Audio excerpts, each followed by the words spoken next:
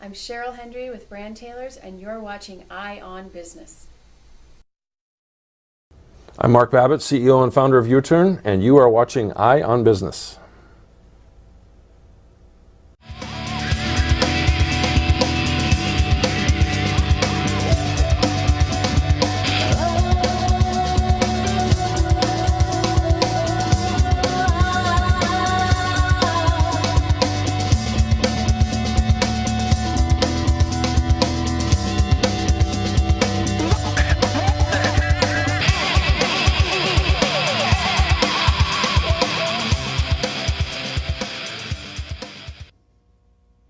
Welcome, you're watching Eye on Business, and I'm Kevin McDonald. And with us tonight is Terry O'Neill, the founder, president, and CEO of the O'Neill Company, an organization that does economic engineering and financial advising to individuals and large corporations. Terry has actually been with some of the biggest organizations in the country and has supported some of our most influential people over the years. Terry, thank you so much for coming in tonight. I appreciate it. Good to be with you. So before I get too far into the conversation, why don't you tell me a little bit more about the O'Neill Company and what the O'Neill Company does? Oh, I'd love to. I've been in business, but founding the company 34 years ago. And pretty interesting to see the transition that has taken place over the last 34 years. If I were to fast forward to today and summarize that transition, about 60% of the business is predominantly tried and true, doing the things that most entities need to have done for them. Your traditional retirement benefits, 401ks, qualified plans. We're involved with an actuarial firm that we own from that perspective. Having said that, 60% tried and true, 20% is where the majority I spend my time, research and development. And then the last 20%, Kevin, is taking that 20% that we've identified as future opportunities, dropping that off and building it into the other 60% for profitable activity. So, you know, we've had quite the tumultuous time here in the last couple of years, and I know that a lot of people basically lost their shirts in the failures for economic planning. What do you think that one, how did we get here? Or what is your opinion on what was the real cause of where we got here? Some people say it's the mortgage industry, other people say it's, you know, loose regulatory, and we've got a bunch of new regulations coming out of Washington. You know, what is your opinion in generally how we got here? Let's start there. Okay. A very complex issue that a lot of people, I don't feel, from an economic perspective, whether academic or non-academic, are really addressing today. The way I would try to approach it is there's basically three reasons how we got here. Predominantly one is the income disparity. So for the last 20, 30, 40 years, if you look today at the statistics, the difference between the 90th percentile wage earner and the 50th percentile wage earner, 50th percentile wage earner hasn't been able to keep pace. That 90th percentile wage earner has done extraordinarily well. Back to, not to make this conversation political, it's not whether it's Democrat or Republican, it's both sides of the political parties from that standpoint. It started with the Clinton administration with something called affordable housing mandate, and yet continued with the Bush administration. So instead of addressing the real key issues, we believe is as a result of lack of education. We do a wonderful job at the university level, but the K through 12 level as a nation, we're falling behind.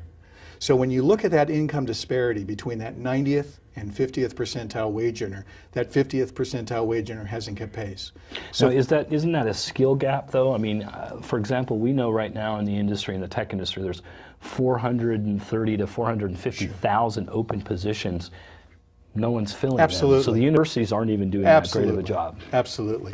When you analyze that, we're no longer an agrarian society. So the example I try to share with individuals is when you go back to the farms, there were some students, some potential students that said, Mom and Dad, in an agrarian society, I love being on the farm, but I want to go to school to learn how to read, to ultimately get a job, get an education, and then go out into the private sector. Be part of the elite. Some of those individuals became our future industrialists from that standpoint. So if you look at our economy today, we're no longer an industrial economy. We're actually an economy ultimately of service.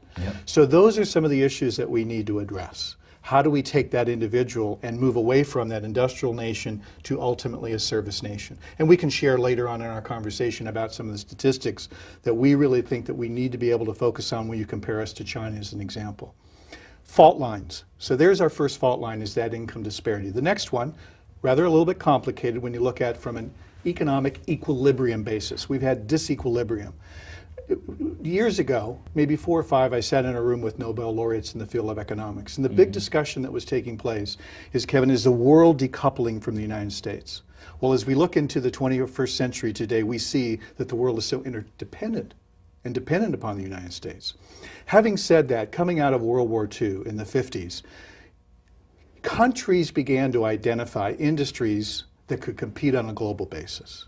I use Japan as a prime example. Well, let me ask you one question on that. I want to swing back real quickly, Okay. because you said something I think that sounds kind of odd in that, yes, the world is dependent on us to be their police, and in some cases to feed the world from the breadbasket perspective, or the food Not just breadbasket. police, but Right.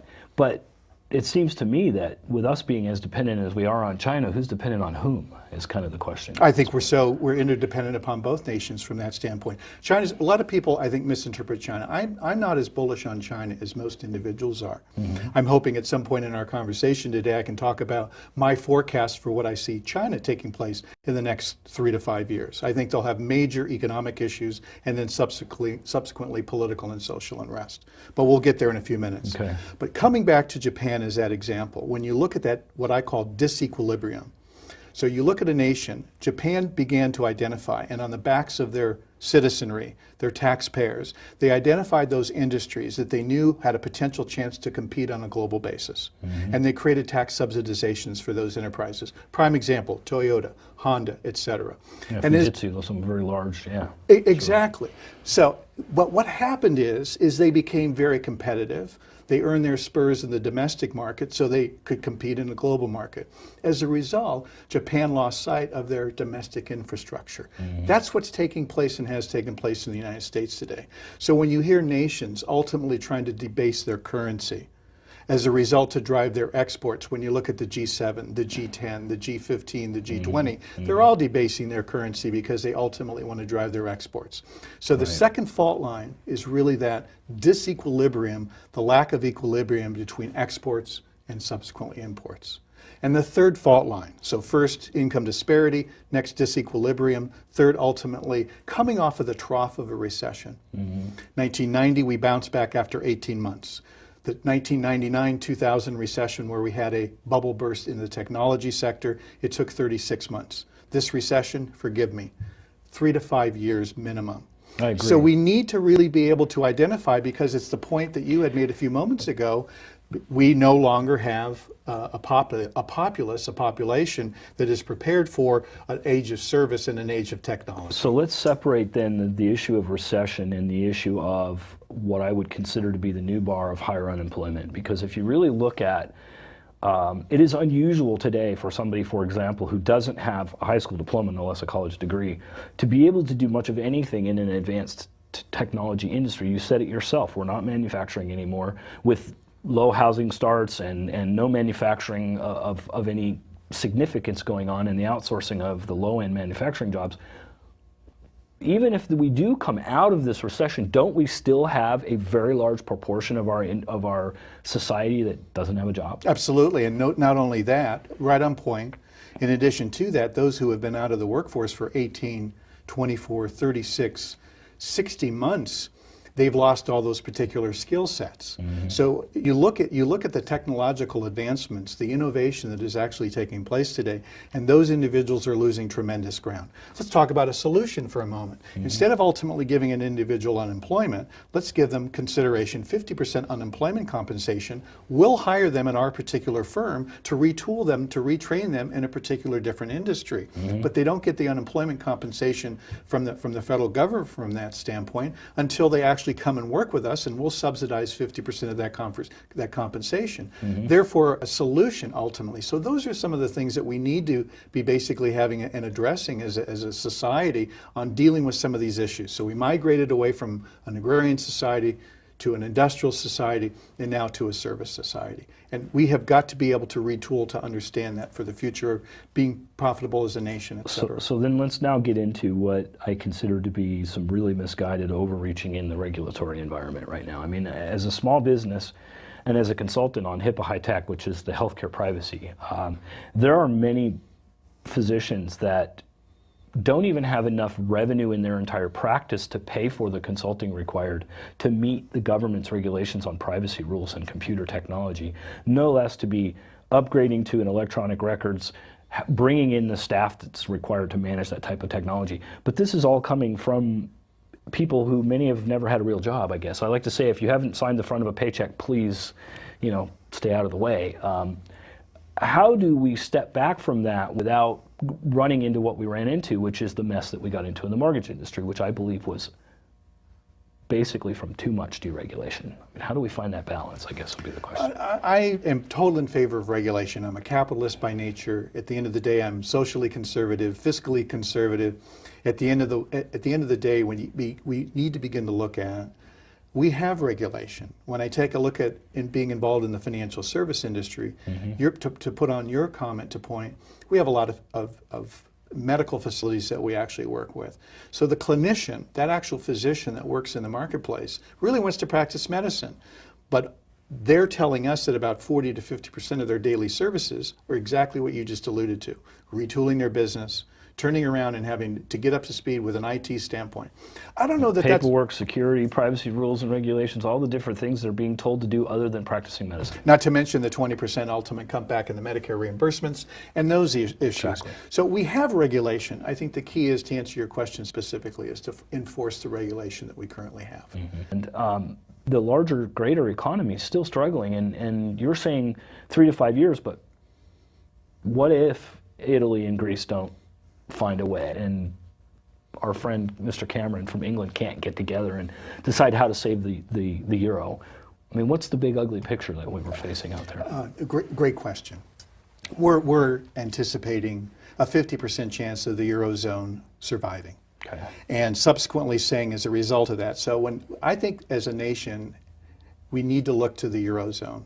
So when you look around the world, look at the European Union, there's 27 countries, as we all know, that are in the European Union, and then subsequently 17 that are in the Union from a standpoint of monetary perspective. Right. There's only one that's growing. So the 17 and then subsequently 27, one is growing, and that's Germany. And Germany now is moving to slow. So what we anticipate is they needed a minimum of $2 to $3 trillion with a T, $2 to $3 trillion to get through some of the things that they have not gone through yet. It's called convergence from an economic perspective. Right. So when you look at the largest economy around the world, it's the US, but when you look to Europe, it's a little bit larger. Now they're subsequently smaller than the US. We're about 14.8 trillion. China, as an example, is a $6 trillion, $5.8 trillion economy. The Eurozone was a little bit larger. Now they're predominantly in a recession. You had the periphery countries that were in a recession. It's now filtering over to the core countries. We believe that there's we're right on point when we had forecast the aspect of, when you look at Greece. Greece's debt is 180% of their GDP. The bankers, so taking a step back, what needs to take place is you need to recapitalize the banks. So let's be clear on that for those that are not clear, that's 180% of the annual gross income of the country. 180% is their GDP. Got it. They're in a ditch, Kevin, they'll never get out of it. Who do they owe the money to? The banks. So coming out of our recession, our banks have recapitalized. Which includes our banks. Absolutely, Right. absolutely. But our banks have recapitalized coming out of the recession. Good point. But the banks ultimately in the Eurozone have not recapitalized. So we have our central banker, Bernanke. They have their central banker, formerly Trichet, now ultimately Draghi. Bernanke was able to print money. That was when you saw Greenspan and then subsequently Bernanke pounding on the table, saying we need the tools to create the liquidity. And QE2 coming. QE1, QE2, and right. now we're looking at a QE3. But having said that, going back to the Eurozone, we anticipate when you look at Italy, Spain, Portugal, Italy, Greece, Portugal, and Spain, not a high probability that they will ultimately survive. So Greece's debt is 180%. The bankers said we'll take a 20% haircut. It was negotiated, we had forecast a 50% haircut. That means that what the banks were going to be repaid from the sovereigns was literally 160%. 50%. Right. That would have taken their debt from 180 to 120. Ultimately, you'll see by March an orderly default we forecast, and then Greece will move out of the Eurozone. Now, well, let's be clear on that. What that means is that they're no longer part of the economic support mechanism of Europe, which means, again, unbelievable political discourse and strife. Not to mention what will follow. Spain, Portugal, possibly Italy. So I And needed... what happens when you have entire social structures failing? I mean, this is why I think that the macro picture is much worse than what people really want to admit. And which is why we need to look at, when we look at a 50% chance of breakup of the Eurozone, there's only one country that has worked on, as I alluded to earlier, convergence. And it's been over the last 20 years, which is subsequently Germany. So what needs to take place in the rest of the countries other than Germany is laying off thousands, if not hundreds of thousands of individuals, closing individual companies from that standpoint. The retirement age in Greece, as most of your listeners have heard about, is 55. Yeah. The retirement age in Germany is 67. Yeah. So when you look at, they didn't converge, and yet the Lisbon Treaty and the Maastricht Treaty says that their debt to GDP ratio can't be greater than 60%. So all they did was piece together a currency, but didn't basically converge any of the social... Well, and then of course you've got England staying out of it for the right reasons, right? Probably the right reason. Yeah. But your point is well taken, because how is that going to affect the global economy? Some academic economists say, well, Greece's GDP is only 2% of the global economy. But my point is, they said, Terry, so it's not going to have an effect. But when you look at the contagion of the house of cards beginning to fall, that's what will ultimately affect us. Well, and when you have, the other thing we have to keep in mind is that Europe, from the Western perspective, has been the firewall, or we've helped maintain it as the firewall between the evils of the world, I guess I'd like to say. And if you have major portions of that society coming apart at the seams, one, you have the potential for, at any point, a financial grandfather to come in and go, oh, that's okay, we'll help you, and then have much more of a negative influence over a Western society than we currently have allowed to date. Not to mention, you have 3 or 4 or 5 countries in a major bloc, you get the potential for war. When people can't eat and they can't feed their families and they've basically had their entire lives ripped away from them because of economic collapse, they're going to respond negatively. So that's where I'm really concerned, is this is much deeper than money. This is, we're talking about social fabrics falling apart. Totally agree. Those are the social and political issues that I think we ultimately have to be worried about, which is what we're going to talk about in a few moments, hopefully the same forecast type for China. So when I look to the Eurozone, really what I see for the United States. So normally we've seen global when you look at the numbers from a global perspective, global economy is usually growing gross domestic product by about 6%. We're forecasting for next year 2.7.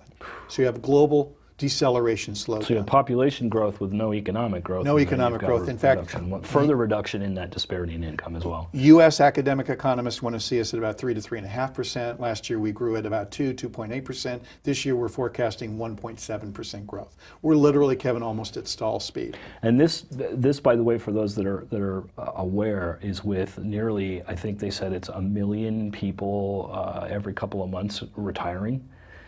Because the baby boomer generation is moving towards the Social Security system, which is again changing the ratio of those of us that pay and those of us who collect. So we have a slowed economy, less people working in the general population, and a massive number of folks that are retiring all at the same time. So let's move to China quickly, because I don't want to run out of time and I do want to cover that issue. I recognize that there are a couple of issues. One, they had hypergrowth. 2, they have a massive population, and there's talk about income disparity. Sure. China's got huge issues. But we also have to deal with the fact that they also have the problem of too many male citizens in a society that doesn't, so there's not as much of the family balance. Tell me what you think is coming for China. First, what I want to respond is saying, predominantly I'm an optimist. But everything that I've discussed so far, I think from the short-term basis, I would be very pessimistic. From the long-term basis, I would be very optimistic. We're in the same boat. I have no doubt that America will work its way out of this. And I believe that as long as people will stop whining and get up and do the hard work, and for those of you who don't believe it, I've been at the bottom. I've fought my way fingernails to the back to where I am today. So don't want to hear it. Stop whining and get up and go do something. I think if we do that as a country, as a whole, I think we're going to be a lot better off. So let's talk about China's future in the next few years. China's economy, as I alluded to earlier, about $6 trillion. Our economy is about let's round it to 14, 15 trillion. The value of our export business is about 1 trillion. The export of our services is about 500 billion. So we're in aggregate about 1.5 trillion. China's exports of their goods are about 1.1 trillion. Okay. So everybody looks to China as they're going to overtake us. China doesn't overtake us till 2040. Right. If they grow. Now, your point is right, well taken. Earlier, they're growing 2 years ago at 9%, not sustainable. Last year, they ended up growing, final numbers, baseline about 8%. We're now forecasting for 2012, 7%. Here's the key. China has a communist regime change in the year 2012, October of this year. 50% of their population is under the age of 30. Yeah. People talk about the Arab Spring. I call it the Arab Uprising. They haven't seen anything yet until they look to China.